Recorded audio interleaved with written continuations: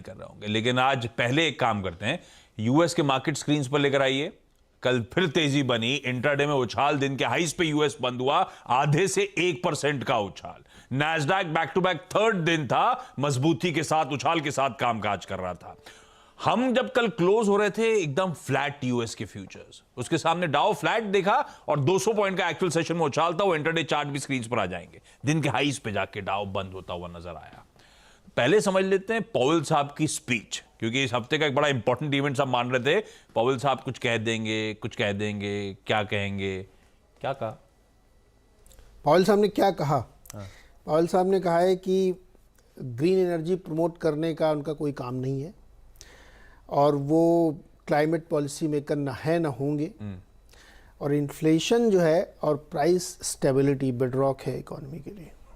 अब वो इससे क्या लेना देना एक्चुअली।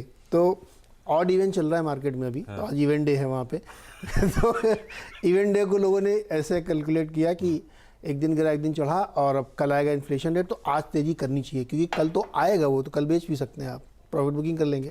तो आज इसलिए मार्केट गया, इसके अलावा मार्केट में ऐसा कुछ नहीं था। लेकिन जेरोम पॉवेल ने जो कहा ना उसको बहुत समझना चाहिए। एक्चुअली वो जो सिंपोजियम था वो इस बात पे था कि सेंट्रल बैंकर्स कितनी इंडिपेंडेंस के साथ काम करते हैं और उनका एजेंडा क्या होता है।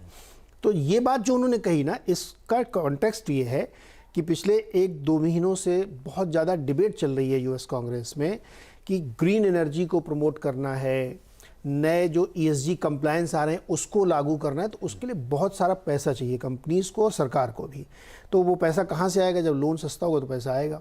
तो वो प्रेशर एक तरीके से बना रहे हैं फेड की तरफ कि आप जो है नीचे आ जाइए, और चूँकि बहुत बड़ी एक समस्या है ये ESG और ग्रीन एनर्जी, तो उसके लिए फंडिंग चाहिए। तो उन्होंने इसलिए इनडायरेक्टली ये मैसेज दिया वहाँ की सरकार को कि आप ये भूल जाइए कि फेड कभी ये करेगा कि आपकी ग्रीन एनर्जी को प्रमोट करना है, ESG लाना है, तो इसलिए हम रेट नीचे करें, इजी मनी अवेलेबल करें।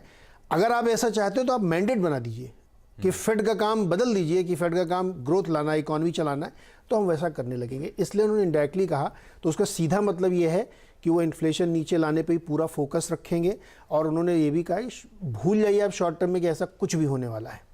इसलिए मार्केट ने इसको जैसे भी लिया, जैसे भी समझा। लेकिन हमने कहा ना ऑड इवेंट चल रहा, तो कल इवेंट दिन था इसलिए ऊपर गया। उन लोगों को लगता भी है और ये सच भी है कि इन्फ्लेशन नीचे आएगा, इसमें कोई शक नहीं कि जो नंबर चल रहा है उससे थोड़ा नीचे आएगा। लेकिन वो नीचे कोर में आ रहा है कि सर्विसेज में आ रहा है, स्ट्रक्चरल है, क्या है ये, इसलिए मार्केट ने कल एक दिया। अब इसी के साथ 2, 3, 4, 5 और चीज़ें ऐसे हैं जो सिर्फ स्टेटमेंट है, लेकिन वो स्टेटमेंट बड़े लोगों के हैं, इसलिए मैं आपको जिक्र के तौर पर रख दे रहा हूँ। जैसे गोल्ड 1880 के ऊपर ट्रेड करने लगा है, क्रूड $80 के ऊपर ट्रेड कर रहा है।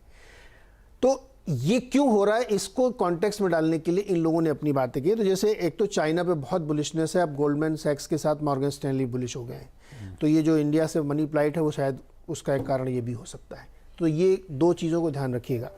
दूसरी चीज़, जो कुछ बड़े ब्रोकर्स हैं उनमें उन्होंने ये कहा है, जैसे ब्लैक रॉक, फिडेलिटी और कार्माइनेक, इन्होंने कहा है कि लोग अंडरस्टिमेट कर रहे हैं इन्फ्लेशन को और रिसेशन की फियर को।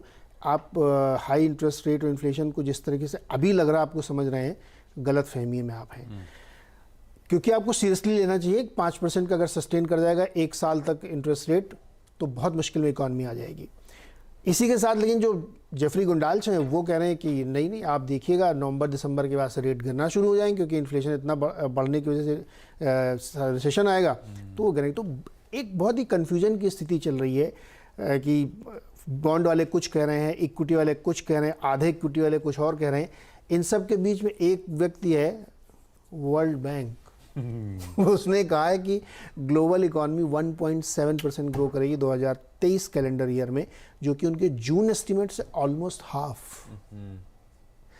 सो हर आदमी के अपने अपने अनुमान, अपने अपने वो लग रहे हैं। इस बीच में क्या होगा अभी कहना बड़ा मुश्किल है। लेकिन अपने अंधेरे में तीर सब अंधेरे में तीर चला रहे हैं। आज इवेंट है इसलिए मार्केट थोड़ा ऊपर दिख रहा है, बस इसके अलावा कुछ नहीं है। ये केजरीवाल साहब का ऑड इवन फॉर्मूला ग्लोबली पूरी दुनिया में पॉपुलर हो गया भाई। ठीक है, तो बेसिकली फेड अपनी रेगुलेटरी पावर्स का इस्तेमाल क्लाइमेट चेंज को इंस्टिगेट करने के लिए नहीं करने वाला। वो मेन हेडलाइन इसी ने ग्रैब करी। और जहां तक हम लोग जो सुनना चाहते थे कि वैसे कोई डायरेक्ट क्यू नहीं था, पॉलिसी कहां हेडेड है, इन्फ्लेशन मूल मकसद है कंट्रोल में लाना, वहीं पे आके बात थमती हुई नजर आई। तो स्पीच से जो बातचीत कल हुई भी थी, निकलना एक्चुअली कुछ है नहीं, और कुछ नहीं निकला मार्केट्स के लिए। अच्छा, हमारे यहाँ ऑड इवन उल्टा चल रहा है, हम मतलब ऑड डेज पर इवन हो जा रहे हैं। हाँ, मतलब रैली कर रहे हैं। तो तो आज एक्चुअली ऑड डे है, तो आज हो सकता है कि उल्टा थोड़ा सा रैली आ जाए आज हमारे यहाँ, ठीक है ना, क्योंकि हमारे यहाँ उल्टा हो रहा है, क्योंकि हम तो एक दिन गैप है ना हमारे और यूएस के बीच में, तो और इस हफ्ते 3 ऑड डेज हैं और 2 इवन डेज है, तो ये बुल्स के लिए अच्छा है। तो देखते हैं आज शायद एक रैली आ जाए, कल डिक्लाइन आए और फिर परसों बड़ी रैली आए। अच्छा, परसों बड़ी रैली आने के चांसेस हैं वैसे, क्योंकि कल एक्सपायरी हो चुकी होगी। अगर कल मार्केट गिरा बहुत ज़्यादा, मैं परसों की ऑलरेडी बात कर रहा हूँ, क्योंकि मुझे एक अपॉर्चुनिटी दिख रही है परसों कि कल यूएस के इन्फ्लेशन के डेटा आएंगे, और यूएस में इन्फ्लेशन के डेटा वाले दिन मार्केट बहुत जबरदस्त